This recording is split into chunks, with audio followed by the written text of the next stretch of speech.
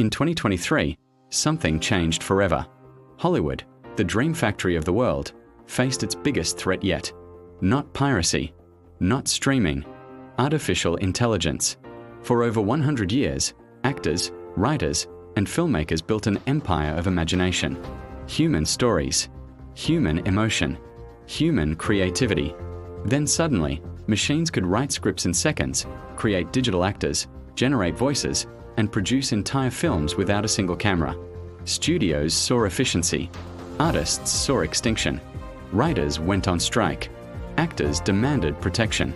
Creators warned the world, if machines learn to replace imagination, what happens to human storytelling? AI doesn't sleep. It doesn't negotiate. It learns faster every day. Some believe AI will unlock a new golden age of creativity. Others fear it will erase the very soul of cinema. By 2060, one question remains. Will AI become Hollywood's greatest tool or its final director? The future of creativity is no longer fiction. It is already being written.